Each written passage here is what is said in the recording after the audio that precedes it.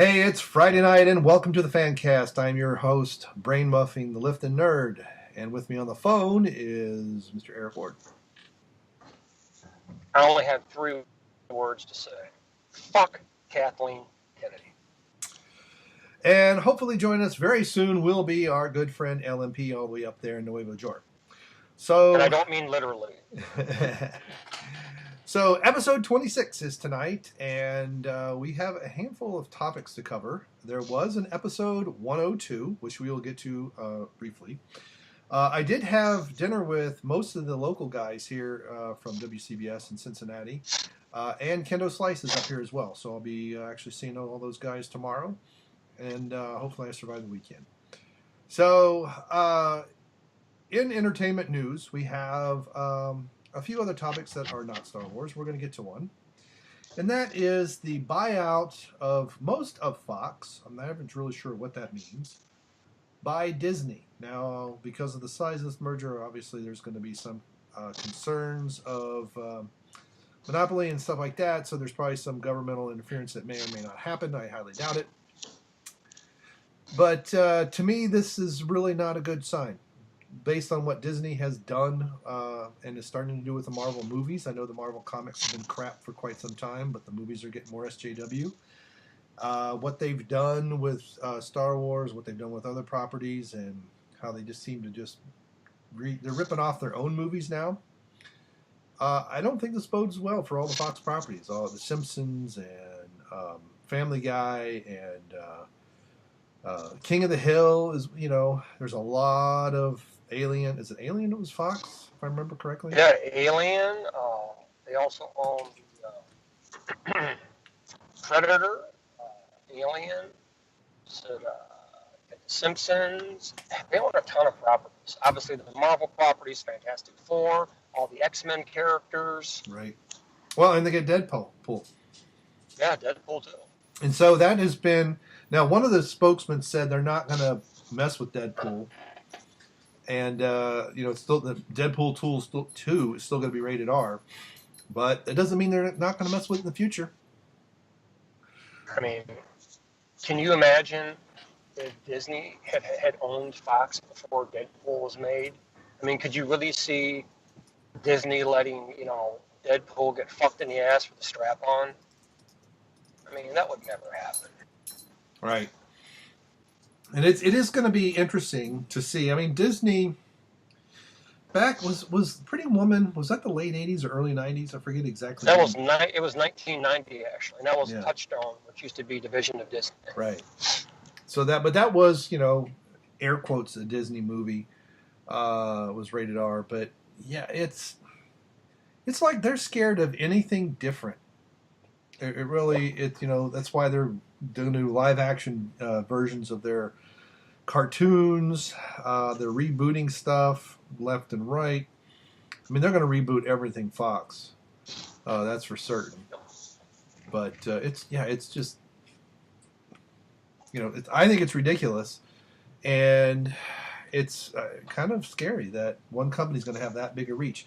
And you can forget all these things being on streaming. Anything streaming that's Fox on Netflix, you better watch it now because at some point it's going to be gone. It's going to be behind a firewall, and or a paywall rather. At Disney streaming, it's not going to be on these other. And it'll probably be off of every streaming. It'll probably be off of Hulu. It'll be off of Amazon, especially if it's popular. If it's some like right, if some crap no one wants to watch, I'm sure you'll be able to see it anywhere.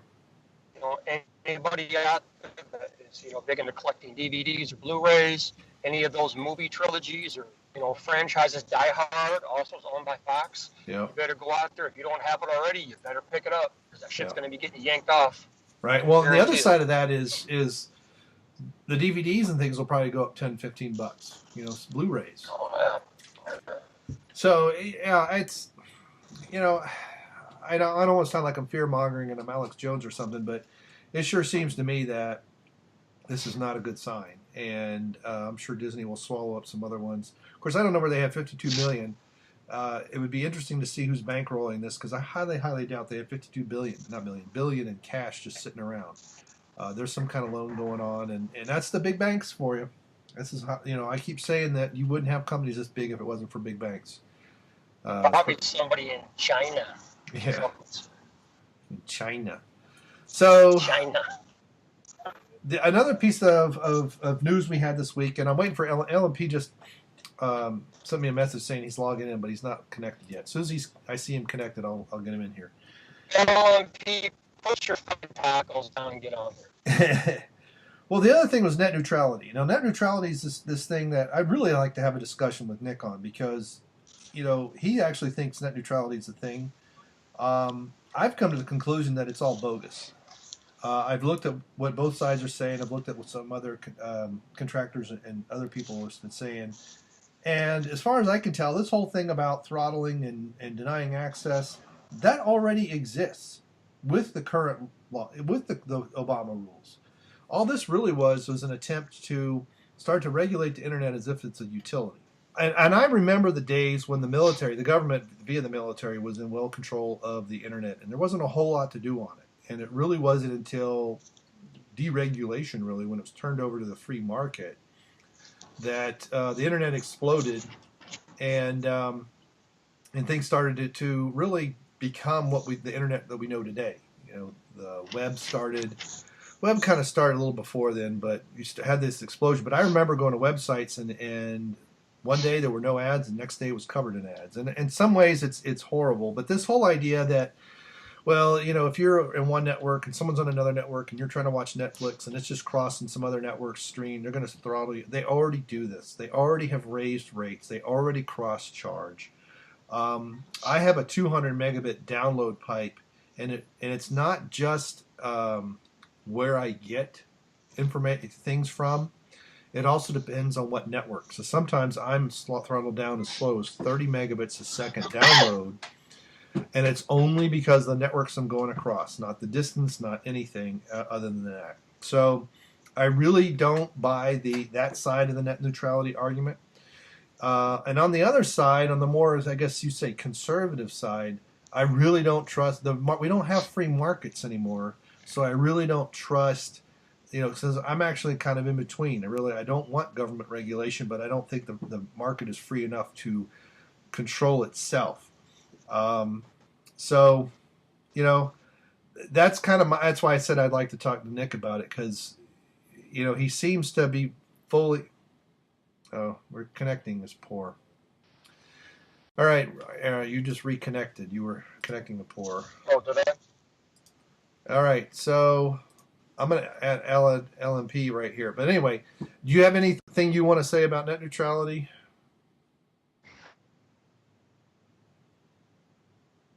Well, if you're saying anything, I can't hear you. All right.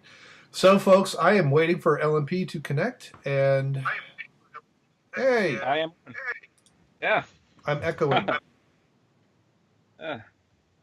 How you homeboys doing? Well, Eric dropped again. Wait, how many times did he drop tonight? That's it twice. Well, it's better than last week. Here comes the frickin' dog. I was talking about net neutrality. Kind of giving my points. You got anything you want to say about it? Right now, everybody's losing their shit over it. I still don't really understand what the issue is because I'm hearing conflicting things. So let me know where you stand on this. I'm gonna tell you my side basically, which isn't much. Let me know where you stand on this and see if I maybe which side I'm explaining is more to the truth of what's going on here, because I understand it. Yeah, they're calling it net neutrality. You have one camp that's saying, "Oh, this is going to hurt everybody, small businesses, going to hurt the people. This is the government spying on you." And then there are other people that are saying, "This is really not net neutrality. This bill that they're passing, or rather that they wanted to pass or something. They're saying this is pretty much more of the same." Have people actually read the damn thing? Did you see like what power is going to be turned over to what ISPs and such like that? Right. So my whole thing, I haven't really actually sat down to read it. I know when it was like the same thing when they did the whole Trump did the travel ban thing, people lost their shit. I actually sat down and read that thing, and I was like, well, sounds fucked up, but on the surface, if you actually read this thing, it's pretty reasonable. Yeah. It's not even like a permanent thing. It was something that was going to be more of a trial thing, and if it didn't work out, then even it said itself, it wasn't going to be a permanent thing. It was like a trial to see how it Right. worked out. No, that was just So that thing was just all and whatever Trump wants, people are against. But yeah, the net neutrality. That's the thing too. When I listened to supposedly both sides of the of the aisles, it sounded like they're talking about two completely different things. And I was telling Eric, one of the things that even like Nick has brought up, it's gonna people are gonna throttle and you're gonna get paid more. All that already happens. I already get throttled depending on what network I'm coming across, and I can tell. I can do all kinds of tracing and know who's throttling on what protocols and everything else. And they also cross-charge. And we're talking the big backbones. We're not talking your local ISP. We're talking, it's not even Verizon. It's who they buy it from. There's 3C and I forget all the big players. I mean, these are the big-ass backbones. And it all started when things like Netflix streaming took off, and the way the internet is connected, all these networks are connected, and you were traversing someone else's network, and their customers were having problems because of the amount of network traffic that was going through the network, but didn't originate in their network or wasn't going to someone in their network. So there you have paying customers who are getting hurt because of traffic, and they started cross-charging because they had to upgrade and all kinds of stuff. So all that's already happened. exactly.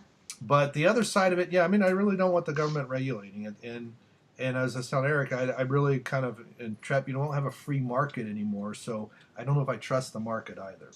So I really don't know if I know I don't believe one side. I don't know if I trust the other. So I'm not really sure what to think at this point. Yeah. But if it turns out people start monopoly, we've got antitrust laws, and those can always be instigated. So. The other topic we had really quickly, LMP, before Eric hits another dead zone, was Fox. Disney buying Fox. I don't know if you wanted to say anything more about that. We talked about it last week some. Because it was a rumor. Now it's been confirmed. It's official. Yeah, it's official. I don't. My nephew was telling me about like all the jokes and the memes that were going on, and it's like. Some people were saying, "Oh, can you imagine how awesome it would be now to play as Hank Hill or Homer Simpson in Kingdom Hearts?" I'm pretty sure that joke's gonna go over your heads, but for anybody who actually knows of the Kingdom Hearts series, it's probably gonna go over their heads, so they don't even know what King of the Hill is. So, fuck. Well, I know what King of the Hill is. I love that show. Oh, what? Can you imagine? I lived that show. I was in the South when I watched that. It was my neighbors were on that show. Aubrey. Yeah. I like Cotton. I thought he was hilarious. My shins! They shot off my shins! Yeah. I killed 50 men. Well, put it this way. I didn't need subtitles for Boomhauer. That boy, you're always talking about there, boy, Bobby, and you're messing with a man lawn and all. Yeah, you know what I mean? You know what I mean, Hank? Yeah. So okay. So let's. That sounds like we're done, and I don't want Eric to get cheated out of his time. No, it's okay. Definitely. So, I mean, like I said, we're gonna go on to the main event. All right. That's it. So I'm gonna introduce the main event, and the main topic, whatever we want to call it. And this is we had episode 102. Has anybody else listened to 102? I have listened to that video at least 3 or 4 times. I lost count because I was at my job listening multiple times, like segments over and over again. I did create a timeline, and then anybody knows there's only a couple things on that timeline that are fairly accurate. And then I just said, well, this is all they're saying for the next hour and a half. I think they could have gone for 4 hours, but I think hopefully they'll save more. So I heard it today too. Yeah, very entertaining. All right, so let me so the listeners know what we're going to get into. I'll remember to do listener comments and all that other stuff because we have some. So last night in the States. Now I have a cousin of mine. I guess he's first cousin once removed. He's my dad's cousin who lives in Japan. So I got some advanced warning on things. And now, granted, he's in his 50s. I think he's or close to 60. But he's in the entertainment business. He's actually a disc jockey over in Japan. So if anybody listens in Japan and you've ever heard of Kamasangi Khan, I know him. So, and that is what was billed and marketed and given, and even given the blessing by Triple K herself as the most stupendous, awesome, well done, groundbreaking Star Wars movie ever conceived by man, woman, or child. And we had the release of The Last Jedi. And then people watched it. Now, I know there were some leaks that came out. Jeff did 2 videos on the leaks, and especially once they were all confirmed. I don't know if anybody listened to any of those. Yeah, I heard both. I listened to the leaks, and I was like, okay, this sounds really dumb. And then the guys watched it. They did their episode, and I think they were very reserved. Jeff almost got into a fight. I wish I would have had tickets. I wish I would have wanted to go, but I really don't want to give Disney money at this point. I wanted to watch that. And then today, all day long, we were watching the audience reaction on Rotten Tomatoes. Now, granted, it's still less than 70,000 people, and there's more than enough time for Disney to pump a lot of things into. If you go look at episodes 1, 2, and 3, 1 and 2 are around 1 million each. One's a little bit above, one's a little below. Episode 3 is 33 million. And I was really suspicious years ago that Disney was crapping on the prequels and ginning up prequel hate to get George to sell.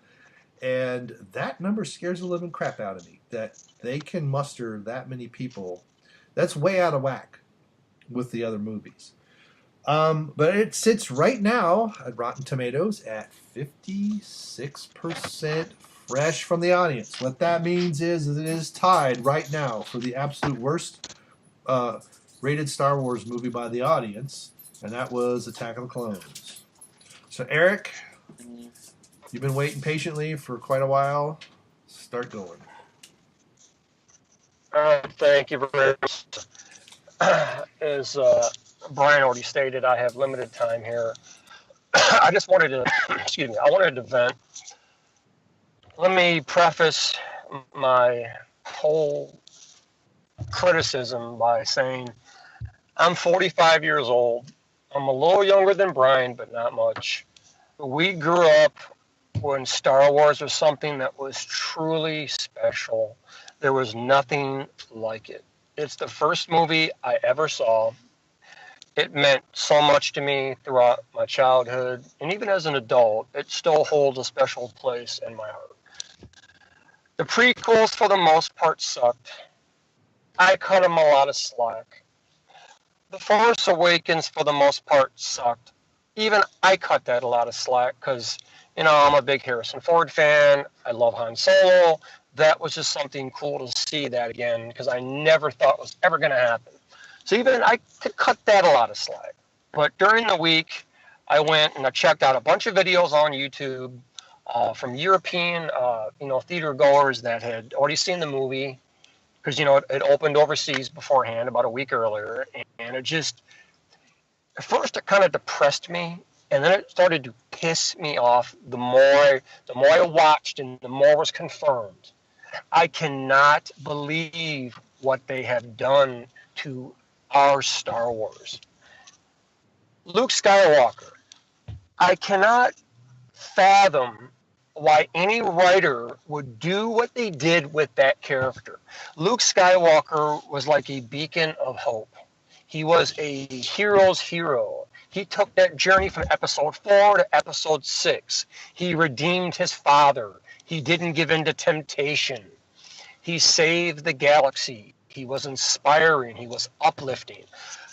How the fuck he can go to a grumpy old bitter fuck is one thing. Number 2, I want to know, again, what brain trust sat down in a room and said, this is a good idea. For our big shocker for the movie, our Empire Strikes Back moment, we're going to make it as if Luke, he decided that Ben Solo had so much power, so much dark side power, that he contemplated killing him, and that's why Kylo Ren basically destroyed the Jedi Temple and became what he was. That blows my fucking mind. That is not the character of Luke Skywalker. Number 3, I want to know, again, how the brain trust at Disney in Lucasfilm sat down and said, okay, we're going to create a hero, meaning Rey. By the way, I'm using air quotations with hero. how we're going to take a character that has absolutely no struggle in the first movie, and she has no struggle in this fucking movie. Nothing gets cut off. She doesn't get defeated. It's like, what the fuck? And then you have the whole Snoke thing. Why would you build this guy up to be the main bad dude and then kill the fucking guy off in the middle of the second movie? What the fuck is episode 9 going to be about? Kylo Ren? I mean, I don't even hate the character. I like aspects of Ben Solo, but he's not a villain. He's not a convincing villain. There's nothing menacing about him. I don't understand what the fuck Disney is doing. I mean, it breaks my fucking heart. I haven't even seen the movie yet, and I'm so turned off. I mean, it sucks. I just cannot understand, what they're trying to do. I mean, it truly is depressing. I mean, when you've loved something for 40 years, and they've taken what you've loved and they've just cut it into tiny little pieces. I mean, it sucks. I mean, it absolutely sucks. I think it confirms the suspicions that we had with the way Kathleen Kennedy was acting, and definitely what we got from The Force Awakens, that she's just out to destroy Lucas, his entire legacy. And instead of building off of what happened and maybe, not reproducing the prequels again as far as pacing problems and some other things that people didn't like, continue the story on. You don't have to go back and rewrite and destroy the heroes, right? Everybody but Leia gets destroyed, right? Who knows what happened to Lando, okay? But they don't care, right? But they turn Solo into this. He goes back to smuggling, and he's a absentee father and a piece of crap. They turn Luke into this whiny little soy boy who runs off. And I get, I agree with him saying, okay, the way he went with his father, there's no way that Luke is going to believe he's going to go kill, go and have a conflict about killing Ben Solo in his sleep. Okay, he's going to still work on trying to convince Ben that he's not to turn to the dark side. Yes. He's going to look for that ray of light. He's going to breathe on the embers so that he can turn him back. Or he's going to aid someone else in that, right? In that original trilogy, Yoda didn't believe it. Kenobi didn't believe it. And the Emperor didn't believe it. Heck, even Anakin didn't believe it at one point. You don't understand the power of the dark side. I must obey my master. And it really isn't until he sees the struggle that Luke is willing to go through. Luke is willing to basically die, right? He throws his weapon down. He believes that the rebels are going to destroy the station. He even says to the Emperor, soon I'll be dead and you along with me. Yeah, you with me. Right? He still believes his plan's going to work, and they're just going to die on the station. It isn't until his father, sees the sacrifice, turns back to the light, tosses the Emperor down the shaft, that he even tries to escape.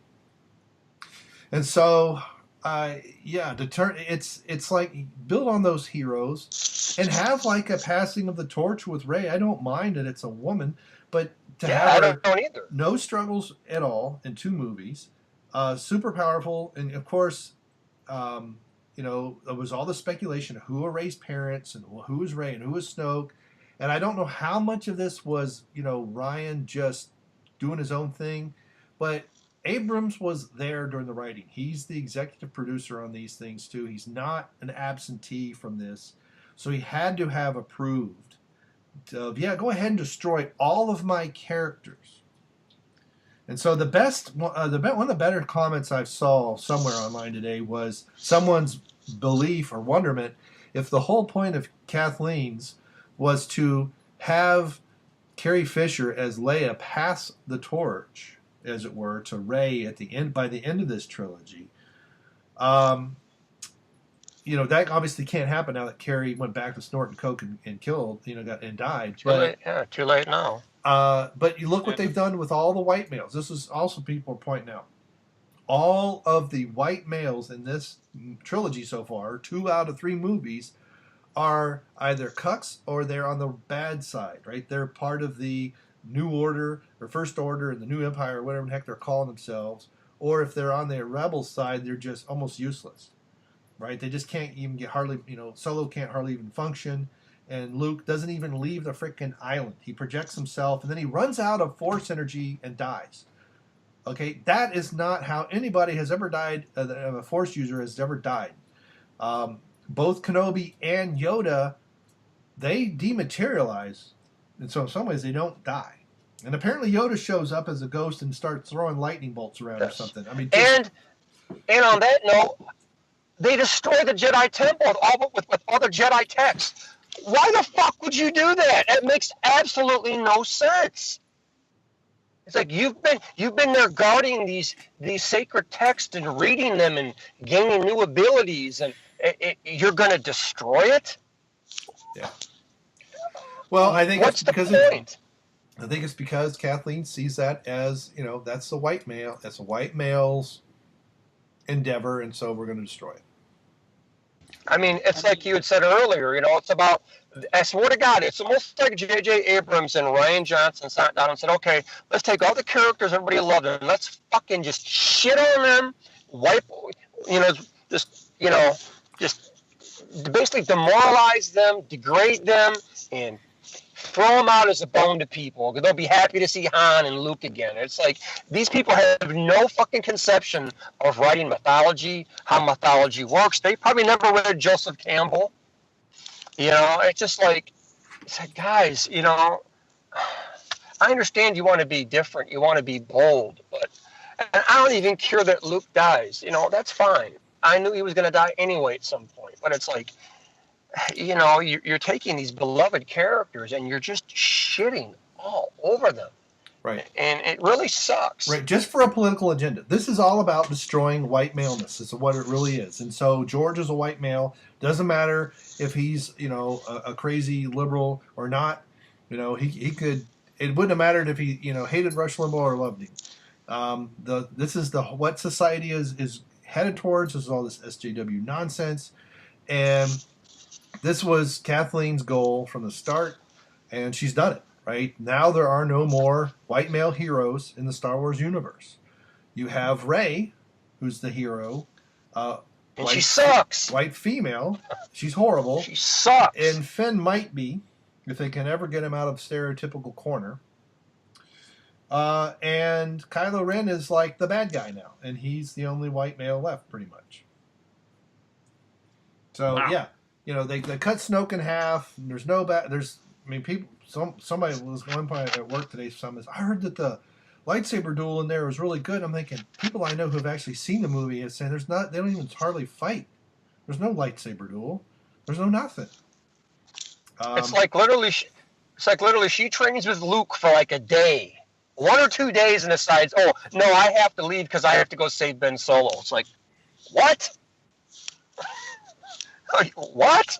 Yeah. It's like you've trained for a day, and now all of a sudden you can use the Force and you can wield a lightsaber like you're fucking, Anakin Skywalker reborn or something. It's like, give me a fucking break. It's so bad, man. Like I said, literally, when I was listening to Jeff today, I could feel his anger, and oh God, it's so pathetic. So what say you, LMP? Well, I mean, I'm not gonna watch this train wreck. I mean, not anytime soon, at least. I mean, down the line, I know people have been asking me if I want to go watch it and stuff. I've kept it as respectable as possible and just said, I'm not gonna watch that garbage, referring to the movie itself, not Star Wars as a whole, but the movie, this movie. And people are, for the most part, okay, whatever. You don't know what you're missing out on. Well, for one, I don't know if I told you, if you guys read, but oh no, you probably didn't because somebody put on Facebook. But it's snowing here in New York City right now, so I don't think the priority of most people is going to be to go out and watch this movie right now. So the snow might actually be a blessing in disguise. And people want to talk about big liberal SJW cities. New York City is one of the biggest ones. Only I think second to California in this entire country. And the whole progressive and all the hipster bandwagon and that crap. And I really don't just care for it. I enjoyed the prequels for the most part. They weren't great. Looking back on them, I cannot watch 1 and 2, 3. Yeah, 3 is not that bad. But they were Star Wars. They were Star Wars. But I'll say this much. Yeah, outside of the Metachlorians, they pretty much were the Star Wars rules. Yes. They felt like Star Wars. Yeah, like they felt natural. There was actual story behind it. There was an actual struggle. Listen, you may shit on Anakin Skywalker for what it's worth, and the actor did this, got some undue deserved harassment treatment from the fan base, and I think that's another topic for another. He struggled, got his ass kicked, got his fucking arm cut off, lost to Ben Kenobi. It was almost of what Luke would later go on, but there was a little bit more sympathy with that character towards the end of the series. We understood why he became Darth Vader, because in that situation, I think it's like what the Joker even said in The Dark Knight. All it really takes is one bad day. Yes. So Anakin had a bunch of them. It just so happens that the bad day for him really was when he had the vision of Padme dying. So ever since then, he was never. He already had bad days. He had bad days, but I'm saying I think that was the one that really just broke the camel's back. And we were bringing up bringing up the original trilogy. You're talking about characters and the passing of the torch. The first Star Wars. And it took me years to realize, I thought they were one like giant movie. I didn't know it was a trilogy. Like I was still like a kid. I didn't grasp that far. And it wasn't until I was an adult I was like, oh, okay, they're separate movies. And I never knew that it was no planned trilogy. It was it could have been a one and off with the first movie for all we knew. I mean, for you guys that when you first saw it, that probably was the case. You weren't thinking about there's going to be a sequel. Yeah, I was 5 years old, man. I didn't know what a sequel was. Yeah, there was talk of a sequel. There were people saying, there would be a Star Wars 2. It was interesting why some of my classmates why they thought there would be another Star Wars movie. But yeah, that had to be a relatively self-contained movie that had the potential and had some things left open, like Darth Vader surviving and what happens. So that if it did well, there could be a sequel. I mean, the idea was that movie was a complete movie from start to finish. Right, but it had to be that way because they didn't know if it was going to do well and sell well enough to get a exactly. Because like Planet of the Apes was a franchise that had too many sequels, and they got worse as they went along. They got really worse. I mean, even the makeup and everything else got really bad because they didn't have the budget. It got real bad. Yeah, so Lucas makes a movie, has a little more in it than he probably wants. If someone said, "Oh yeah, here's however much money, make 3 movies," I think we get a different Star Wars. But that's why it was called Star Wars at first, and it wasn't until it was re-released. I mean, episode 4 and all that was not there until after Empire. Yep, exactly. So we know it could have been done. Right, but it wasn't like a James Bond movie where it's fairly wrapped up. It was mostly wrapped up with a little bit of opening. This is why I think you have the medal ceremony and all that. I think if he knows it's going to be successful, I don't think we have the medal ceremony.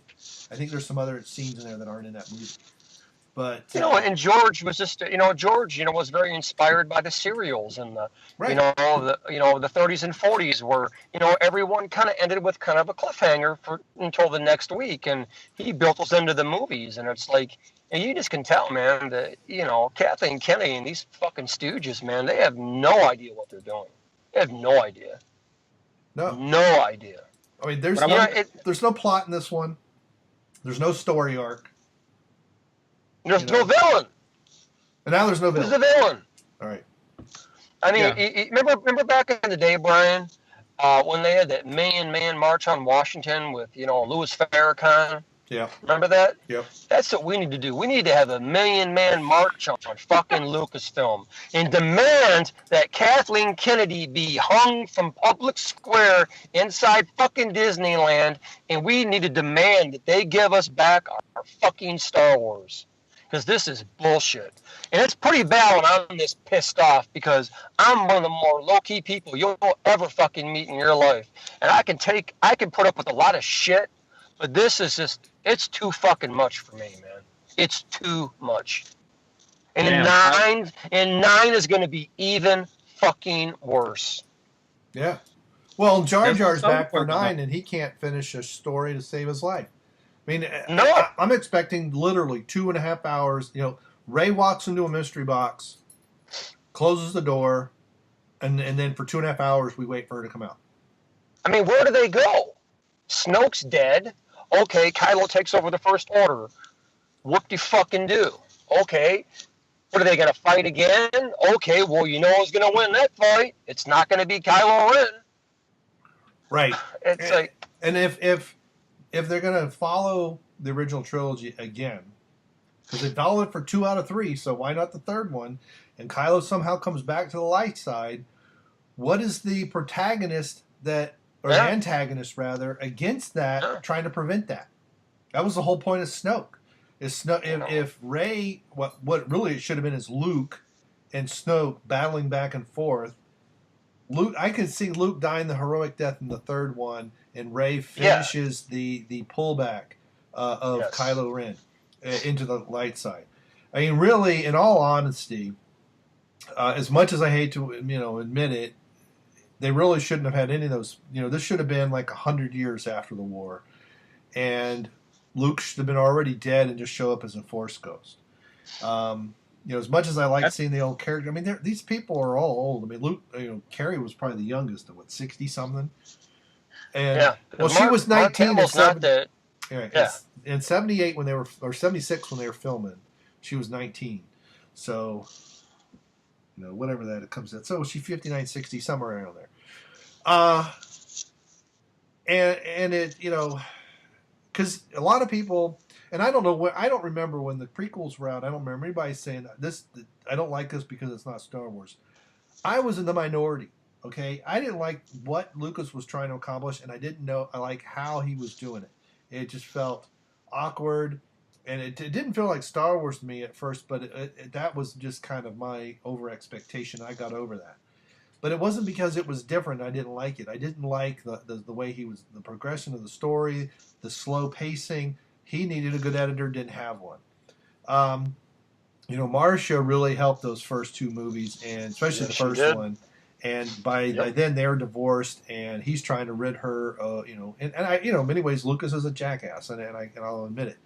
But because I've said more than once, I really, and this is my ideas were after I'd seen all the movies, and I kind of thought about it. I think what would have made it more powerful is Anakin is from a rich family, and he falls from grace, and he's trying to regain power and all this. And so when he turns back, he has a lot to lose.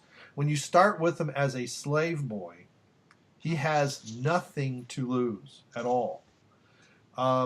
Luke has some things, and then he finds out more things over time, and he has a bit more to lose, but it's obviously not that great. But it's not about redeeming Luke. He never has to be redeemed. It's redeeming Anakin. And it becomes more powerful if you see from what height he falls. When he falls from nowhere, it's just not that good. But Lucas was trying to echo too much. In many ways, it was too similar to the original trilogy. He was trying to echo too hard. And for whatever reason, this mythos got developed over the last few years before Disney bought everything, that people didn't like it because it was too different. And that is the people that like these movies, that's what I keep hearing them say over and over and over again. Oh, you didn't like the prequels because they were too different. I was like, no, they were too similar. Right? Yeah. It needs to be a different path to the same decision. But if Anakin has far more to lose that he's trying to regain, I don't care if it's power, wealth, something. But when he has nothing, to me it's less powerful. And we get Rey, who apparently doesn't have anything to lose and doesn't have to worry about it. Now we don't have another antagonist that's going to pull Kylo back and forth. So, yeah, the third movie, and apparently Rose dies. She sacrifices herself or something. So Finn's love interest, his second love interest, is now gone. Yeah, I don't know what they do. There's no. Here's my thing. Why would she want to save him? He killed fucking Han in front of her. Right. He's not exactly a sweet and loving fucking person. I mean, that's her first impression. The guy's a fucking murderer. Why would you want to save him? What? Because you have a psychic bond all of a sudden? Like, give me a break. You know. I'm gonna say something, and I think this is where I've been really doing some thinking a lot lately. With me and Brian last week, we're talking about like the whole SJW thing, and how we've gotten to the point where it even cost the life of someone. And what is happening here is that they're playing at these emotions. They're playing at these emotions that we all have. That we have we don't want to be ostracized. Like, we don't want to feel rejected by the rest of society. We don't want to feel isolated. Of course not. Most of us. Yeah. So a lot of us, we don't want to feel that way. Even though on those of us that want to be left alone, we still kind of want some level of acceptance where we're acknowledged, but we are not smothered with it, so to speak.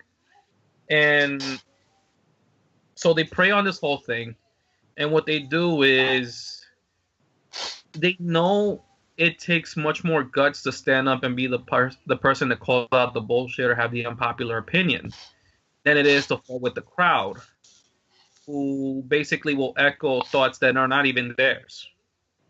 So what basically I'm looking at is that the more they add these characters into the Star Wars, and again, this goes back to I believe one post I don't know. I'll put the video on the script on the links. I'll put in the comments when it goes up or whenever I get a chance, if anybody wants to listen. I'll keep referring to the Metacritic channel, but he had a very interesting thing called a replacement theory, which is basically what Disney is doing. They didn't have the properties. They didn't have the original properties. They saw how they were so popular and everything. What they're doing is they have these individuals that infiltrate these fan bases, that infiltrate the community, that infiltrate these groups, these entertainment, and they come up with new heroes, new idols, so to speak, to replace the old ones and put the old ones by the wayside. So what they're gonna do now is they virtue signal. They go on the banner of the first female character, the first female Jedi, the powerful independent woman. Oh, look, diversity all over the place, and they turn it against the audience as if to say, "Oh, you have no problem with diversity, right?" And any way you answer that, it's going to rub people the wrong way. So they prey on that. They prey on that feeling that, they're going to have people that aren't going to want to speak their minds, or are going to be too afraid to, and they just don't have the numbers to back them up. And I mean by numbers, I mean by support. Because it's much like, again, nobody for the most part likes racists, right? Of course not. But most people find it hard to defend them. Why? Because it's it's almost as if saying you're defending evil. No, we're defending their person, their right to speak their minds. We may not like it, we may not have to put up with them, but at no point, as long as they're not threatening us with violence or something like that, at no point does that mean that they shouldn't have a right to speak. They're not calling for violence. They're not calling for anybody's head. They're not saying they're going to kill you. If they are, you have laws that. So it's this human nature. It's this human nature of ours. This to belong in, that I think Disney has exploited, and somehow they brought it into Star Wars, into where there's two camps. You have a longtime fan base that has been loyal for years, hell, even longer than that, years, decades even. When I've watched these characters, I've always wondered, hey, I wonder what would be the stories of Luke if Star Wars had continued after the trilogy. 40 years, man. Yeah, like where would he have gone? I used to watch when I was younger. I used to watch westerns with my parents when I was a little kid. I used to watch the karate movies. I used to watch all those things. And at the end of the movie, you would always think to yourself, even though it was like a one and off movie, you would think to yourself, well, where does the cowboy go from here? Where does the samurai go from here? Just beating his opponent, but is there a journey for him after? I don't get that. Like, from the way you guys talk, I don't get that from the new trilogy. There isn't no, well, where do they go from here? Is there another life for them? Is there another journey? No, it just seems like one story that just doesn't know how to finish. Well, part of it, the problem is it doesn't have much of a story. I mean, people are talking about these characters. I'm like, these characters don't. They just exist. In many ways, maybe it is like kind of like James Bond. James Bond doesn't really grow much through each movie. And maybe Jeff will correct me, but it's not like he has a story arc and then he's done. You know, that is a. We have stuff about his background each time, and you know maybe there's some things that minor threads that carry from movie to movie. But Right. now it's kind of like in some ways like the Star Trek movies. You know, there's certain aspects of them that went from movie to movie, but it's not like Captain Kirk had this hero's journey from the start of the series to the last, you know, what, Generations or whatever the last one Kirk was. I think it was Generations he was in. There's some growth there, but it's not a whole lot, and it's almost like now what we have is this soap opera ish. Serialized story that just has episodes, and this is just the next episode, and nothing really changes. You know, look at like Friends or Seinfeld. Any of those stories. I mean, haven't watched TV in years, so I don't even know what's on anymore. But they didn't really change. They just kind of went from one thing to the next. And hey, you know, I've been on 7 years, and I'm still as stupid as I was when I started. Yeah. So, It's kind of funny because I at my job, what was it, yesterday, I had a conversation with this lady that I work with, one hell of a milf too at that, but you know, and she's Spanish woman, Dominican woman, and we and her were talking, and at one point the conversation led to a story that I was talking about. I was like, listen, you know, I grew up listening to stories, I grew up reading stories, I grew up being told stories by my parents, by older people, seniors.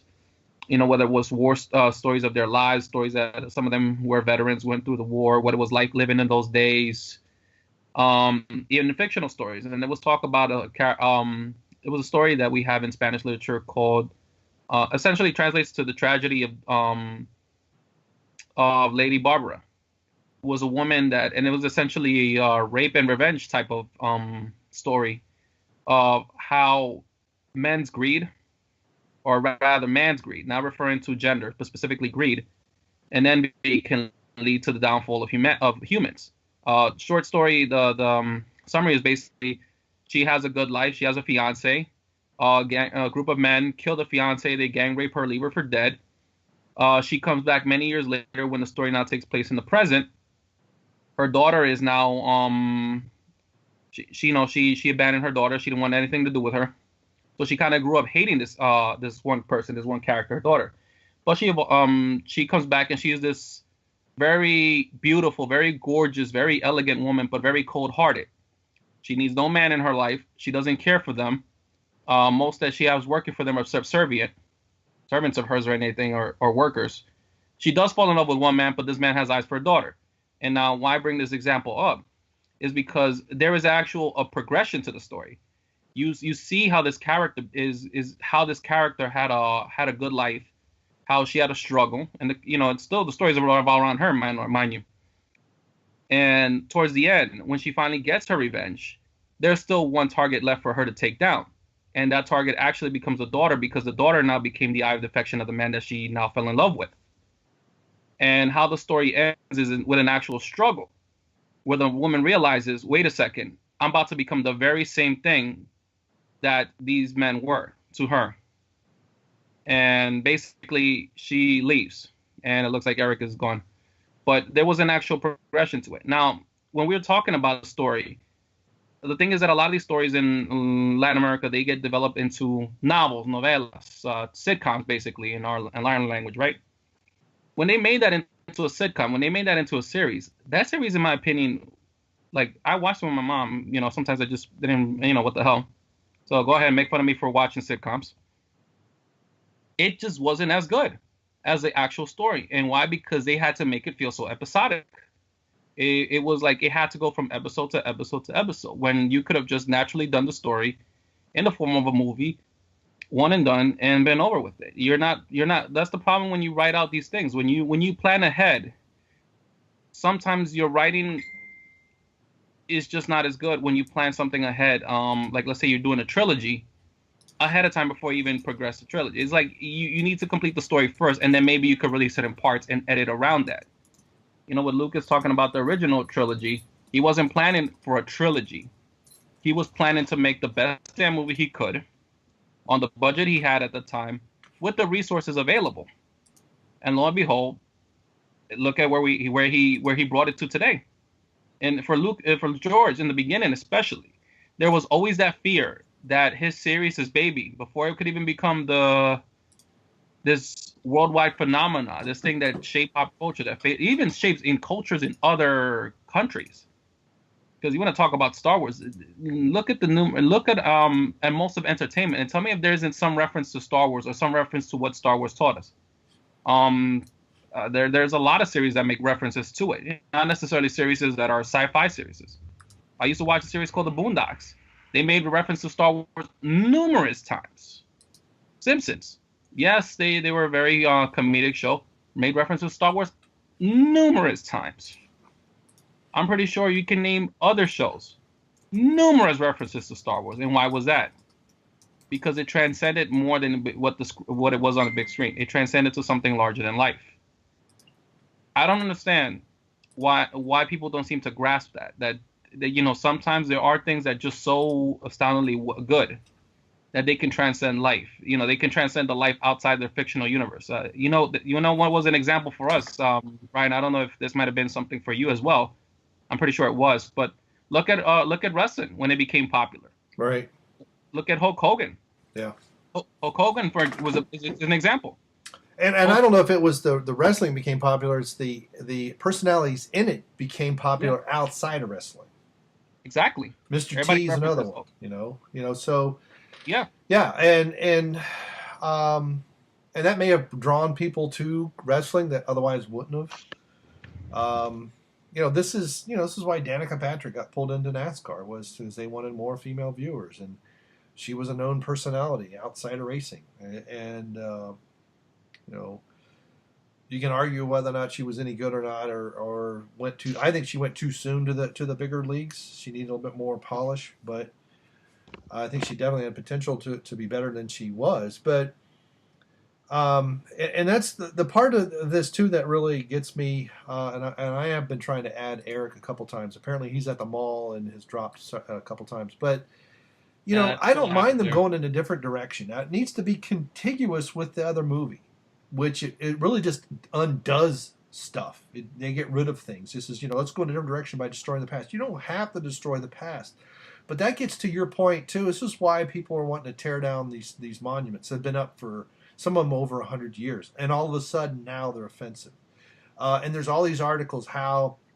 it's really these are slave imagery, and it's Southerners, Southern Democrats that put them up 100 years ago to remind blacks about their past. And I don't really know if I buy that. I mean, I'd have to have some proof. I'd have to have like a letter written by somebody that says, "Hey, we need to keep these blackies where they belong, and we need to have a statue of General Lee." I mean, something like that. You're going to have to put it in the terms. If you're going to accuse people 100 years ago or 50 years ago when they put these statues up of being racist bigots, you got to have proof and evidence that that's true. But if anybody who's watched The Godfather, this is exactly what they do when they go to kill the cop. They know if they just go kill the cop, they're in for it. But if they kill him and then they start leaking, they have bought people on the press that he's dealing with known mobsters. That some of it's true and some of it's elaborated, some of it was false. But it was to soften the blow of people killing this police chief. And that kind of thing, it's straight out of 1984. Is exactly what Madison Avenue's done. You see, I remember, years ago, I forget her name now, but there was a lady who her husband, that they never proved it, but it sure seemed like her husband tried to kill her, and it didn't work. And then she was a bit of an invalid. And we got all these things of how, her state, because she was in this vegetative state, and her husband finally got the court to say, yeah, we're going to pull the plug on her, even though her parents offered him a divorce and all kinds of things so that they wanted their daughter to live. And we got all these goofy, types of things. There was some kid who got caned around that same time. I think it was like in the Philippines. We had all this, started getting these articles about how when you get whipped that many times, it becomes euphoric and you start to, go into a different state and it's not so bad. And it was insane. And this is the same stuff that we're dealing with now. That's why they destroyed these characters. They started it in Force Awakens. They finished it in this one, but it is no more, as you said, this is just blatant replacement, as opposed to just having new characters with new adventures who become the new heroes. No, we have to crap on the old ones, burn them to the ground, and then force people to accept the new ones, because that's the only way Rey is going to get it fully accepted. Well, I think the audience is starting to speak. We saw this, a month ago or more, when Jeff did his video of toys that aren't selling. And there was an article, I think it was like Wall Street Journal, New York Times, or something like that, where they were blaming the glut of all toys on the Star Wars toys. That the Star Wars toys weren't selling and people weren't buying anything else because of Star Wars. And now we're seeing the Rotten Tomatoes score drop like a rock today. I know it's only really the overnight, the early people who saw it, but those are the most dedicated fans. The people who really like the movies are the ones that are going to see it on opening night. Friday and Saturday that we get today and tomorrow, these are your casual fans. And I wouldn't be surprised if it still had a decent opening, because a lot of those tickets are already sold, Right. And many of these things are sold out a month ago. But next weekend is going to be really telling. And if we see that score stay around 56%, and in a couple days it's 300,000 people have reviewed and it's still there, then we know what's going to happen. And next weekend will be the biggest drop in Star Wars movie history. And I hope more and more people start to wake up, because it's not that I'm not upset that there's a female lead. I'm not upset really in many ways that they're just, it is irritating that all the white men are bad. But what they're really doing is trying to destroy the old and replace it, as opposed to build on the old and give us even better heroes and bigger movies, as opposed to just trying to replace. Because, I think they could have really done incredible things with this series, even with the old, because I think that the old characters should have kind of been in there at the beginning. Or if you're going to have Luke be like an Obi-Wan character, okay, fine, he dies in the first, but he dies in a heroic deed, right? Obi-Wan dies, he doesn't really die, he passes on into the Force by helping them escape, right? He's got the tractor beam's been disabled. Now, he doesn't know that Vader's already put a tracking device on the Millennium Falcon, and has kind of let, the way that the guys were shooting, this whole joke about Stormtrooper aim is just so stupid, it's mind-boggling. But the whole point was to get them to escape so they could find out where the base was. And, Kenobi isn't going to escape. Vader even tells Tarkin his plan is not to escape, his plan is to face me. And then after the Millennium Falcon jumps into the light speed, even Leia even says it. That was too easy. She said, they must be tracking us. That's the only explanation for the ease of our escape. They come across 4 sentry ships. 4 ships on a space station with hundreds. They come across 4. That was all a ploy to make it look like they were having to fight to escape, but it was still too easy. So this is why the Stormtroopers don't shoot any of them, because in the other movies, they sure as crap shoot our heroes. Leia gets shot. C-3PO gets blown up. Okay? R2, he doesn't get shot, right? He plugs into the wrong port, or maybe he does get shot when he explodes, and Han says, "Well, I think I can hotwire this thing." Yeah. Now granted, it's not by a stormtrooper, but even Luke gets shot in the Return of the Jedi in the hand. That's his mechanical hand, but he does get shot. So that whole thing in the first movie is to get them to escape, because they could have done it easily. So we have plenty of evidence that stormtroopers can hit stuff, but people will, it's a meme, and it's a popular misconception. I'm on this back and forth discussion with somebody on one of my videos on Rogue One, and it was a video that I shot around the time it was about a year ago. It was long before I ever actually saw it, and I'm talking about how this movie doesn't need to exist, and I'm point by point going with argument by quoting the actual first movie. I'm quoting A New Hope that shows there's no plot holes. That is not the problem. Rogue One does not need to exist. It does not need to have some stupid-ass explanation of why there's an exhaust port. It's ray-shielded, so you can't use lasers, the blasters. You have to use proton torpedoes. It's it's probably a million to one shot. The computer can't do it. I mean, there's all these things that he's saying. I'm like, did you not watch the movie, or are you going by what people are saying? Because I forget the general's name who's doing the briefing. He says that the Empire has made a mistake. They don't consider a one-man fighter to be much of a threat, or they'd have a tighter defense. The whole point is it's a space station that's going to take on the fleet, right? It's not, and that, in some ways it's what it does in Rogue One when they have the Rebel fleet there. But it's not an oversight. It's a necessary thing. It's a thermal exhaust port, right? And it's very small. And even when the rebels attack, we see that the computer can't even hit it. So I'm sure that was part of the calculation. It takes someone who's starting to become useful with the Force, who's already a good pilot first, to believe in themselves for 5 seconds and actually do it. And it's still a heroic shot, right? It's still a David and Goliath type story, but people want to believe, again, they want to go on with the crowd, and the meme comes out that, we got to have an explanation for this. And like, oh my God, it's already explained. It was a design flaw because they were not designing against a one-man craft. And I even brought up the Bismarck with this person. They said, well, it doesn't make any sense. The Bismarck was pounded by other ships of the same tonnage. Well, first of all, it wasn't, because the Hood was one of the ships that was about the same tonnage, and the head-to-head battle with the Hood lasted about 30 seconds, and the Hood was gone. And it was because of the seaplanes, the biplane seaplanes that the British had, were too slow to be targeted by the computer-controlled guns on the Bismarck, because they were designed for faster torpedo planes that the British had. And that's how they were able to disable the rudder, and then that enabled the fleet to basically corner it and then pound it into oblivion. But they still had to pound it at a distance, and they still had to be careful. So it was still a valid, comparison. And it's just amazing to me how, it's not like I'm presenting evidence that I'm having to invent.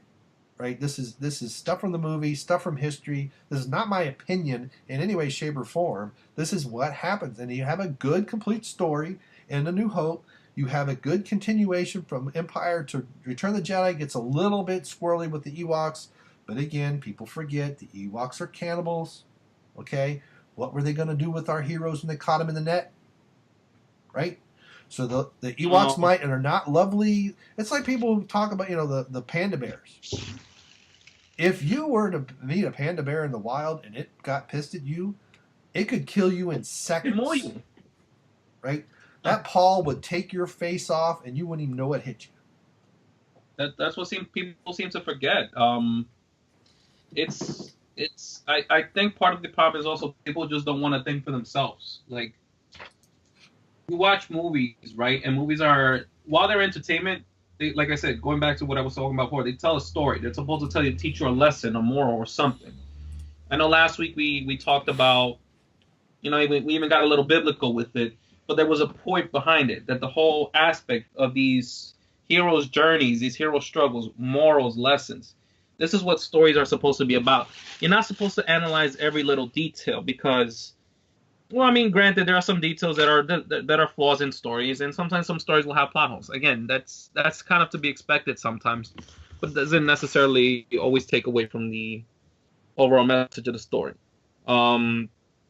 Again, like for example, you were talking about the first movie.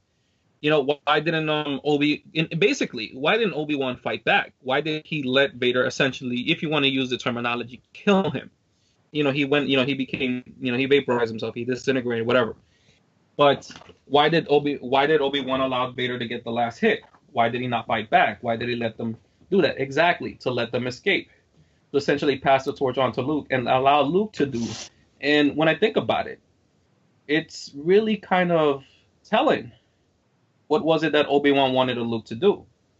It wasn't about killing Vader. It wasn't about defeating Vader in battle. It was about defeating Vader in the one place that Obi-Wan himself, and if you watch the prequels, it kind of confirms this. He wanted to defeat Obi-Wan. I'm sorry, I want to keep saying Vader, Obi-Wan. But Obi-Wan wanted to defeat Vader in the heart. I believe it was even, the first Spider-Man movie?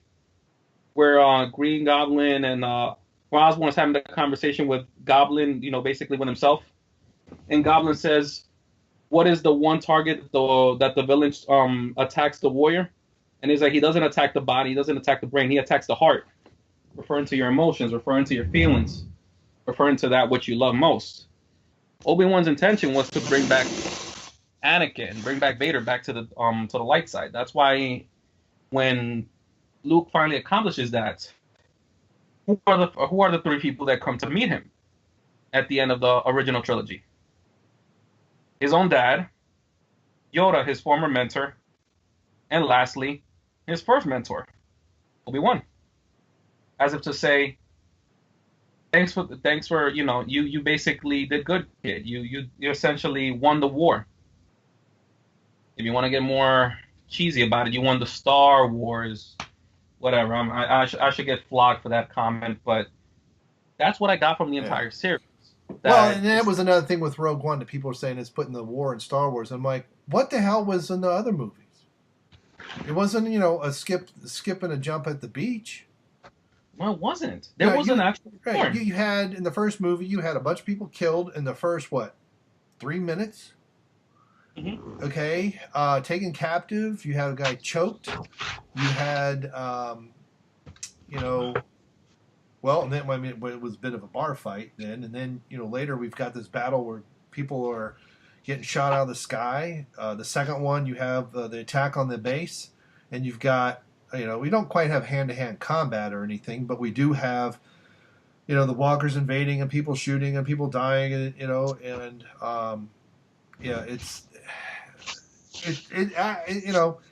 that was, again, it was to undo some of the EU stuff and make, yet again, a white, female, brunette, essentially a Kathleen Kennedy wannabe, to be the hero. And make this... Oh, shit. I didn't even notice that until you just pointed it out, yeah. too. It's kind of telling that, essentially, she put you could say a younger version of herself. It's almost like, damn. It's kind of creepy now. Now it's kind of creepy. It's getting into that kind of like self-insert fan fiction. Well, and see, that's why Rey is such a Mary Sue, because that's exactly what happens. She's not a pure Mary Sue in that she doesn't know exactly where the plot's going, but all these contrivances and these powers that come to her, it's just Kathleen inserting herself into the wanting to be the hero. And she's wanting to be seen as this third-wave feminist icon and hero, and I think it's going to backfire. At least I really hope it's going to backfire. I really hope that, what we're seeing on Rotten Tomatoes today is true and is real, and people really do revolt, and we get, I don't think there's any hope saving this series. I don't think that the third movie isn't going to be any better than the first one. It's probably just going to be this ruckus ride that's just going to end, and you're not going to really know what's going to know what happened. I mean, that's part of why The Force Awakens is paced the way it is, because once it starts, if you have 5 seconds to think about what's going on, you realize what garbage it is. And this is why people have said, well, about the 5th time I saw it, I thought it was starting to understand it was garbage. Yeah, because you were sucked into the hype, you were sucked into the roller coaster and the pace, but I really don't know anybody that's seen it more than maybe 3 times. And I've watched it twice only because the second time I did it as a drunken thing, someone said, you need to do it. And I don't remember half the movie. I remember rewatching the first half of it, but the second half I don't remember. This is part of what I told Nick the other day. When I started editing, I'm like, did I stop it? But I look at the timestamps of the files are exactly what they need to be for me to have done my beer reviews, started the movie, finished my beers while watching the movie, and then did my thing afterwards. It's like within 5 minutes of the time it needs to be. So I did something for the whole time. I don't know what I was doing. But, yes. And so what we have with this new one, and Eric may or may not get back on in time. He's in a mall and he's got cut off. But it is definitely this replacement. And part of what this movie tries to be is it tries to be stoic and have layers and all this other crap. But you have to still have a compelling story. If you read, as strange, and complicated as Albert Camus can be, he still has a story. When you read The Stranger, there's still this narrative that goes along, and you take a journey with the protagonist. And yes, if you're not noticing, the sentence structure gets more complex as things go along. He sees things differently. Graham Greene, any of these great authors, you'll see this. There's other layers there. There's callbacks. There's different things. This movie has none of that. It has this mishmash of things. You have this side story with Finn that is nonsense, and what that one guy that plays like the hacker or something. I forget his name. They made a big deal about this guy being in a movie, and he's in the movie like 5 minutes. And if you took that entire Rose and Finn sub-story out, about half an hour, there's no difference in the movie. It has zero impact on the story. It's there for convenience only, to give Finn something to do, because we have to have diversity. We have to have, well, where'd the black guy go? Let's send him on a mission so he's out of the way, and he can take that ambiguously Oriental girl with him. And because we got to appeal to the Japanese, Chinese market, or whatever. It's like, it's so insulting. If you look at these original movies, didn't have any of that crap, and they were popular everywhere. Exactly. There was no problem with any of these characters ever. And I don't know how many times Jeff has to point that out. That I think his dad's probably about medium tone, because he's pretty light. So, but I don't know. I've never met his dad. His dad's been dead for years, and I don't want to. But he and Dion, they play with Luke Skywalker. They play with Han Solo. They may have had Lando Calrissian, but these guys were the characters. It's not that it was a white guy playing a gun. It was Luke Skywalker with a lightsaber. It was Han Solo with a blaster. It wasn't some white guy with a blaster. And so the color of the skin made no difference. And that's the way it should be. And now it's the color skin is the only thing that's important. And I haven't heard him talk anything about who the gay character was. And I meant to ask. But maybe they'll go on to that. I mean, so, I don't know if I'm going to see this movie. I'm very tempted to find a rip of it and watch it, because I really don't want to give Disney money. Maybe I'll go somewhere where it's like really cheap. I'm not going to pay $15 to see it. There's no way. But even my kids aren't clamoring to go see it. And but they were all gung ho about The Force Awakens. My son actually went and saw Disaster Artist. Now he wants to see The Room, and it's playing somewhere like tomorrow somewhere. So, I still want to see The Room. I mean, yeah. And I've seen The Room, at once. But what I'm saying is, they're in their target audience, and they don't give a crap. They didn't give a crap about Rogue One. I don't think my daughter's still seen it. I think my son saw it once. And I finally saw it a few months ago, and I laughed. I mean, I was laughing so hard, man, when I was watching that. I nearly fainted. And it was like I was doubled over, because every scene was so cringeworthy. It wanted to be taken so seriously, and it was such garbage. And it was like, I've seen good war movies, and I've seen bad war movies, and this is the worst of the worst. I mean, Kelly's Heroes is an okay war movie, and it beats Rogue One up one side and down the other. And that's with Frank Sinatra. And it's about guys escape a prisoner of war camp in northern Italy. It's got some big stars in it. Not David Niven. The guy who played. No, you wouldn't know him now either. He was the main dude in the guy who had all the money in Knight Rider. I forget his name. Knight Rider? Huh? David Hasselhoff? No. The Devin. He played Devin. Sorry, my nose is about to sneeze. But anyway, go ahead. Sinuses are bothering the crap out of me today. My medication's wearing off, and I don't want to take any more until I go to bed. So, but yeah, watch Kelly's Heroes. It's a much better war movie, and it's not a good one. And if you want a really good one, I mean, we talked about The Big Red One is a good war movie. The Longest Day is a good, and that was supposed to be an anti-war movie, and it's a good war movie. Some of those war movies are too long. There's one, The Battle of the Bulge, I forget. Jack Lemmon plays in it. It's not that good either, but it's better. But because they had to film that in Spain somewhere, and there weren't any. The Ardennes forest wasn't there because they couldn't film where they needed to film.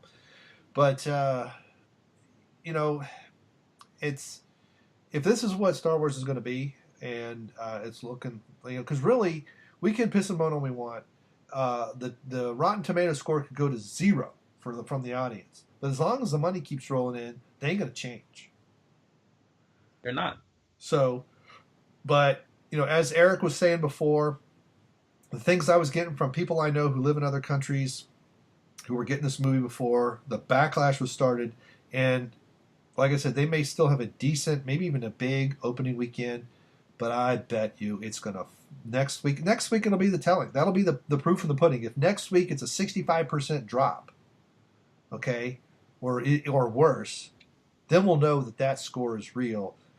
And Disney might go into panic mode. And I really want them to go into panic mode.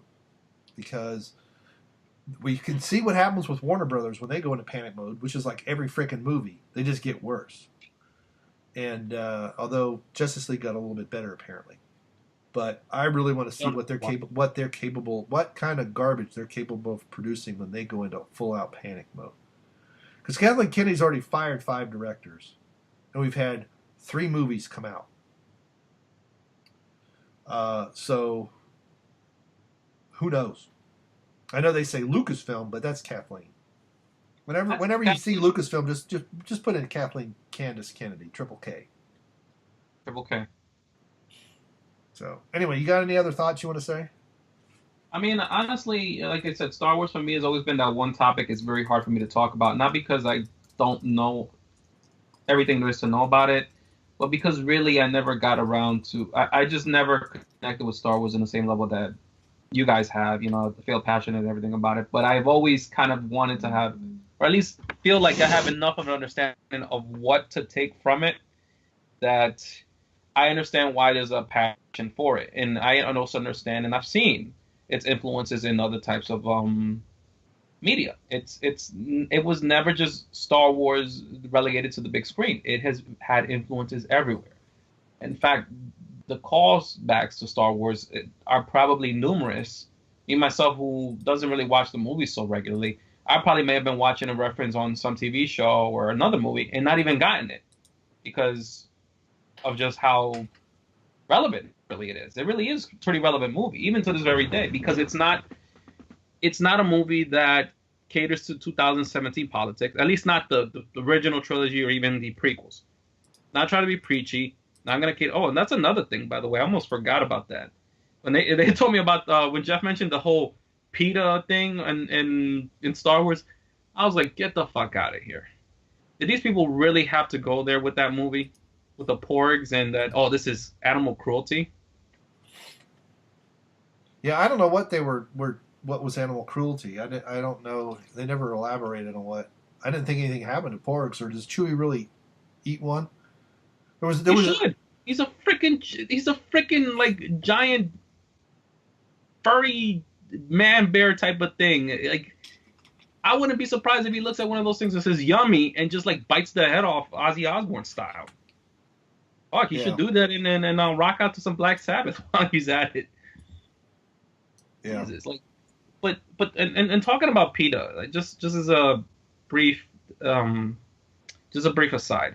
Talk about the most hypocritical group out there, the most like, domestic terrorist sympathizer, a bunch of social justice warriors that they are. They are essentially SJWs, but for animals. And they take their shit to extremes. So all this nonsense of treatment, of ethical treatment, and people being PETA supporters, fuck that nonsense. So he mentioned something about an example like that, about the fight that he almost had. I'm pretty sure Jeff would have held his own and had been like 18 of them.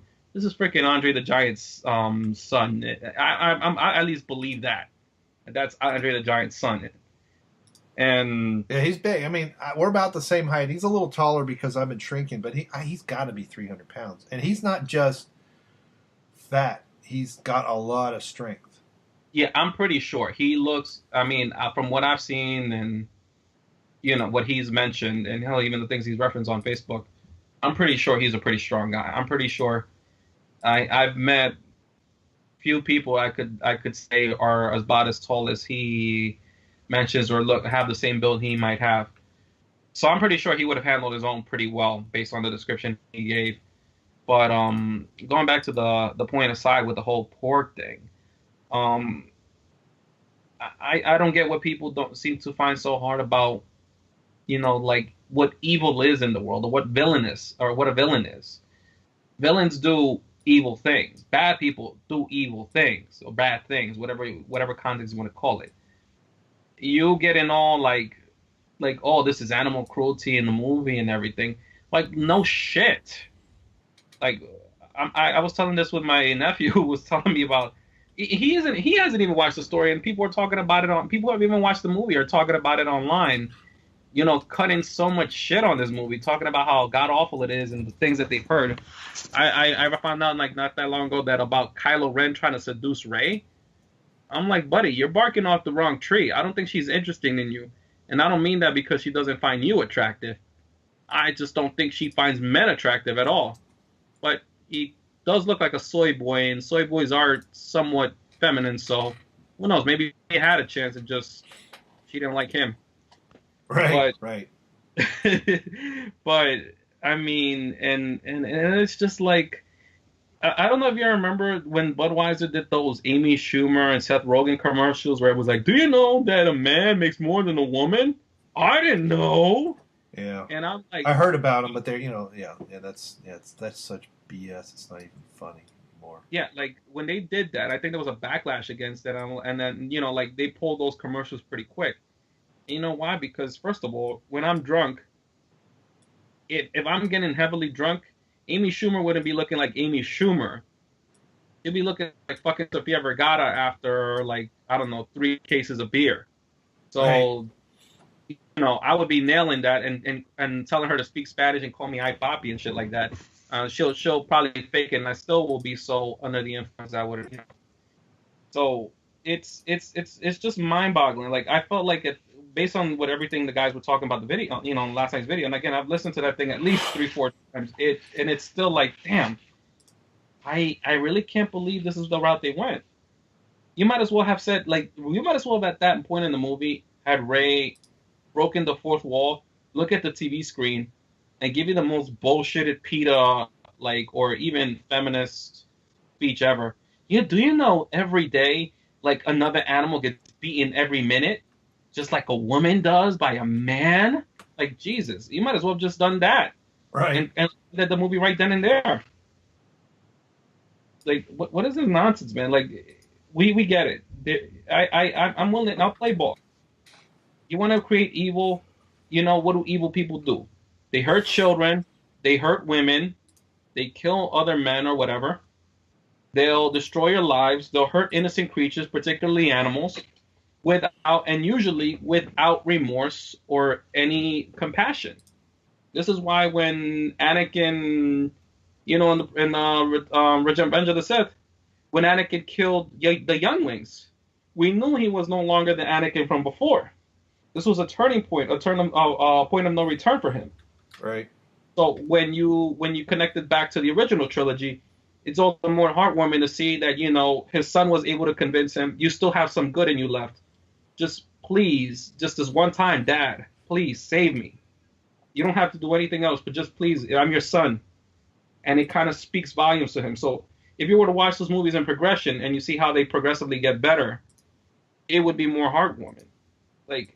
It's almost like I just don't get it. Like I really don't understand like what exactly was their mindset during the writing of this whole thing. Like what exactly was their mindset? Was it to push an agenda? Because if it was to push an agenda, they succeeded. They essentially put the movie out and it's out there and people are still pushing it. Like what was his Cuck Stuckman? Yeah. Going up to bat and everything. And I don't know who else has done it because I've only heard, again, what people are telling me. I haven't really had much of a chance to really listen to much, but he seems like the biggest shell of them all so far. It's just mesmerizing. Like, I'm even confused just at this point, like, what is their angle? What are they trying to do? I know there's got to be, like, an anti-male agenda in it because you kill Luke Skywalker, who essentially for most people personifies the battle of good overcoming evil. Right. A story that's been told even before biblical times. Probably as early as the creation of man. That depends on if you believe on science, you want to believe in mythology, whatever the case may be. It's up to you. And all of a sudden, now you turn him into this. Well, that's another thing. Like, why did he become so whiny? Like, why did he become so agitated? So, like, not him. It just, I don't know, man. Honestly, I'm not gonna watch this movie. I maybe said more than I needed to, and probably sound like a fool talking like nonsense at this point because I don't even know what like to think anymore. No, it's well, like I said, it is. We have to start to look at these not as movies; these are political statements, and it's about as you brought up, it is about the destruction of the old guard, the old gods. You know, this is exactly what happens, and if you go back and look at ancient history. When one culture came in to take over, you either replace with your own versions or you destroy the old. So when Christianity starts to become recognized in the Roman Empire, in order to make have the Romans and the former citizens adapt to it, this is a political thing. This is not a religious thing. You start to get the saints. Now, you can read the entire New Testament. You can read all the Old Testament. You can read the Apocrypha. You can read all that stuff. You're never going to find anything about like with saints and praying to saints and all this other nonsense. But you do see it in the Catholic Church. You see it in the Greek Orthodox because, in Constantinople, where the capital was of the Roman Empire at the time, not Rome, because Rome has started to fall and everything else, you get this replacement of all these gods and lesser gods, and these characteristics get transferred. It happens. I mean, you go and you'll say, well, wait a minute. The Romans got their gods from the Greeks, who got it from the Sumerians, who got it from the Babylonians, who got it from the Egyptians. I mean, all this stuff goes on and on and on. Or it's the other way around, like when the conquering of the New World, you tear down, and then this happened in the Old World too. The other way to do it is you conquer, you come in, you tear down the old temples, or you tear out the gods, and you put your own gods or your own things there, and you replace them, and you basically, within a generation, then everybody believes the new stuff. So this is exactly what we're seeing with Star Wars. This is not entertainment. This is an absolute political statement to destroy white male society, in particular Western white male society. Don't necessarily have to be Christian or Jewish. It's just Western white male society. We see this in Sweden. We see it happening in Europe. Sweden is pretty much gone. But this is just and it's disguised as entertainment. And that, I think, is why people don't realize that. They don't understand what's going on, but they don't like it. But they don't know why. And I think in many ways that's what happened with TFA, where people started to watch it over and over and over again. About a year ago, I started to see, especially after Rogue One. Rogue One has this, but it's more subtle. Because we already had a backstory. We already had some EU that said where this, and it's and even that didn't need to take place. We know enough to go on with the story. There aren't any holes. And that was more of a subtlety. But with the numbered episodes, this is what we're getting, and we're just going to get more of it, and it's just going to get worse unless people reject it with the pocketbook. And it's the proverbial frog in boiling water, right? You just slowly turn up the heat, and then it's too late.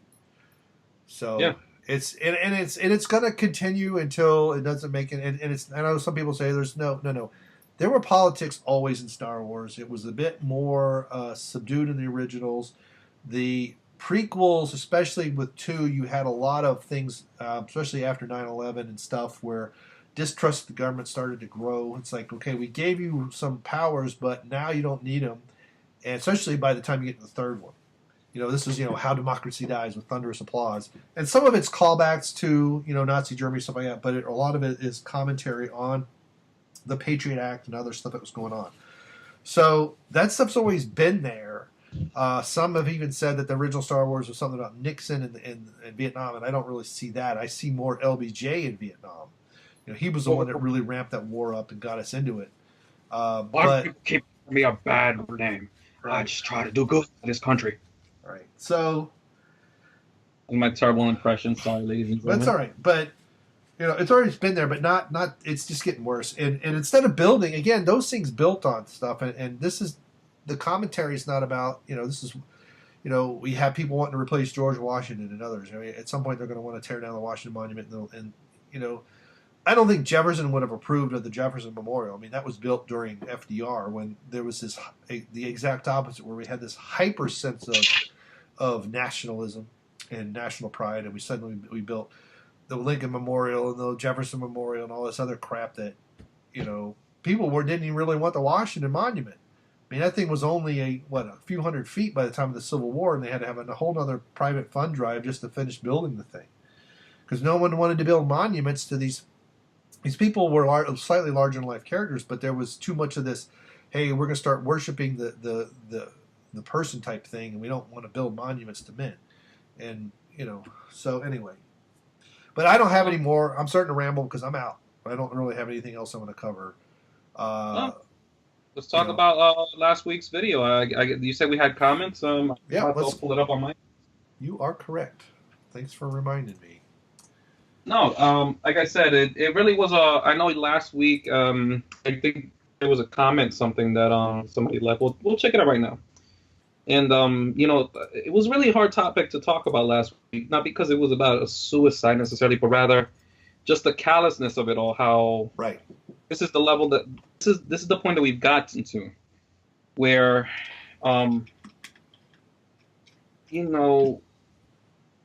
what can you say and when?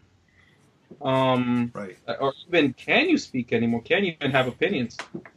Right, and here you have someone who's, this isn't some Bible thumper who said, God's going to kill all them gays. It's just she was, she didn't want to have sex with the guy. It was someone who did gay porn and was warning, if you will, someone else. And, that next person could take that piece of advice and say, yeah, I don't want to do it, or I don't care, right? It's their choice. And I think that was her whole point. Yeah, so that really was. The indomitable Dr. Buttlove said, this was a really good one, guys. Keep it up. We will try, Mr. Indomitable, Mr. Dr. Buttlove. Wow, how do you have a name like that? Wouldn't it be Dr.? Oh, no, wait. I got it. Never mind. The joke completely went over my head. Some jerk off by the name of Kendo Sly said, I didn't know this was Sunday school class. Not interested in your Bible stories. Unsubbed. Yeah, good riddance. Well, we didn't need any more subs anyways. How many are we standing at right now? I don't know. I'd have to log into my other browser. Wait a minute. Maybe I can quickly see. Hold on. Because I'm in Firefox, and I only have... We're at 45. We've been at 45 for a while. We've kind of been stuck. So you had your comment. You put in your link there. But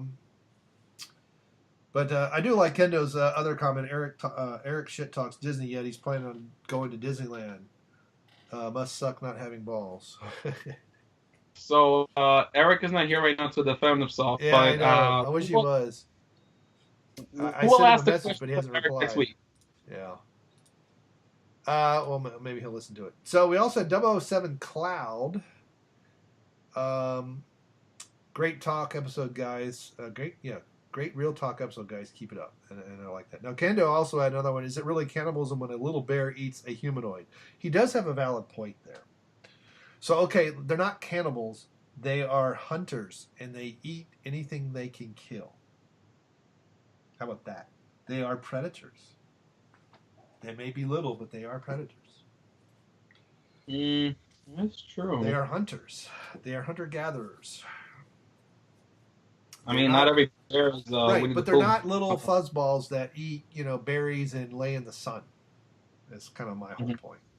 So, point taken, Kendo, they aren't technically cannibals unless they're killing each other. Which they might do, we don't know. Yeah, where's that movie? Let's have a real Ewok movie where they're, the War of the Ewoks, where they fight each other over an arm of C-3PO that they left behind, which is why he has a red one in The Force Awakens.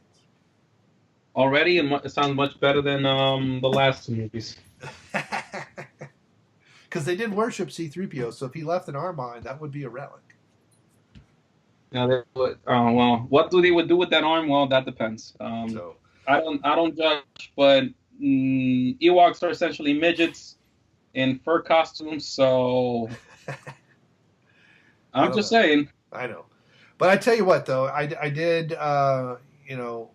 I still was hard. I still am hard pressed to believe that August is only 23.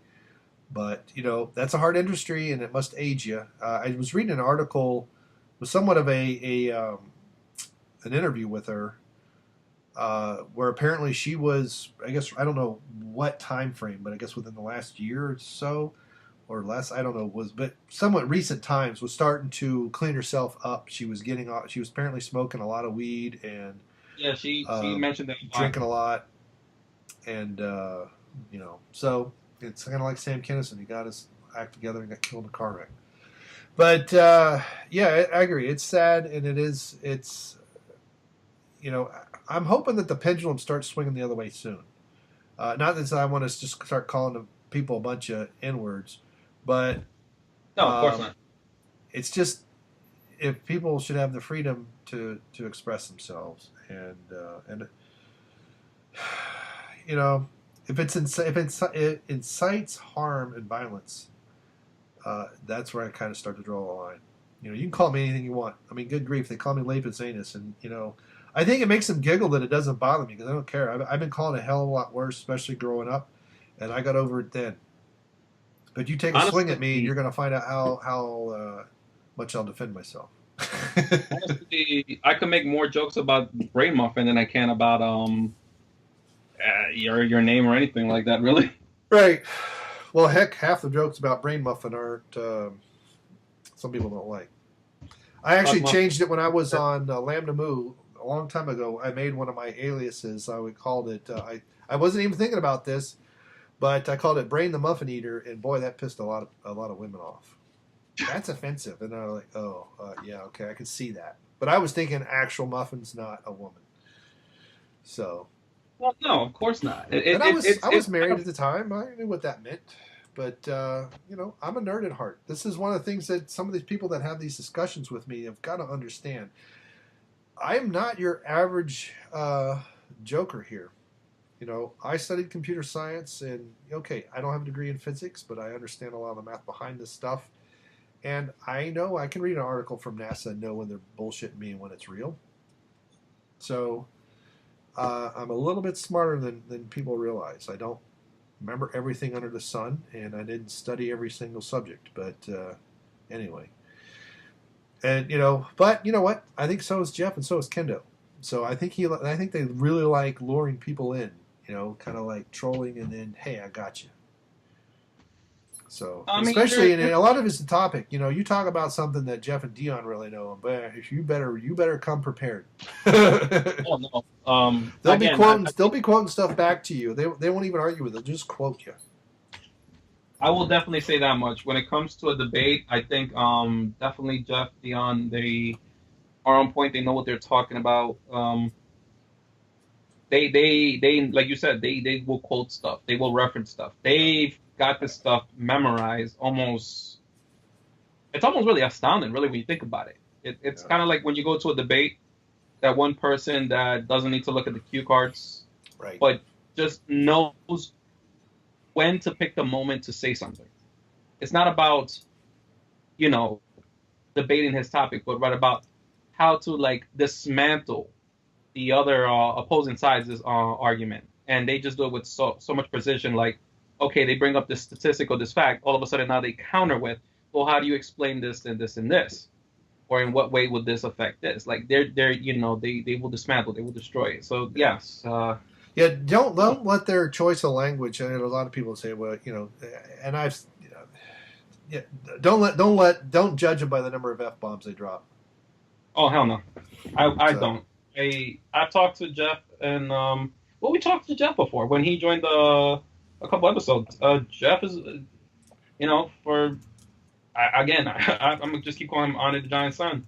I never thought that when we talked, it was astounding me. Like it was like, damn. I never met anybody who was really. Now I can obviously say I've met others. You, Kendall, Eric, people who are really passionate about things that they liked growing up, and have an opinion, and very well thought out opinions. Really, it's almost as if to say, damn. See, the thing is that I had a whole speech in mind now, and I kind of lost it. That's all right. Sorry, this is what happens when you got fried several times several years ago. So yeah, I'm not as sharp-witted as I used to be at one point, but I still have my moments. Yeah. And I don't want to sound like I'm fanboying over Jeff either. No, don't get it the wrong way, ladies and gentlemen. Well, and on the other side, I don't want to sound, I'm not calling everybody else stupid. What I'm just saying is that some of these people that start to get in arguments with me, I'm not going to go up to Stephen Hawking and get in an argument over the singularity theory of the Big Bang.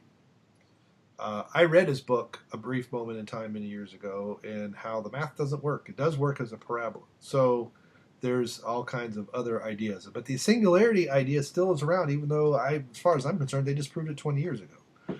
So, but there's also other theories like that. There's a lot of science that gets forgotten because people are too afraid that if evolution is not true, then it must be creationism. It can't be anything in between. I'm like, it could be anything in between. And scientifically, evolution doesn't work going forward. It barely works going backward. But they're not going to let go of that. This is why I've been saying for years, evolutionism and creationism should be taught in the philosophy classroom, not the science classroom. Because it don't matter what you believe. You could believe that I'm a figment of your imagination for all I care. It has no bearing on how a cell works. It has no bearing on how proteins fold.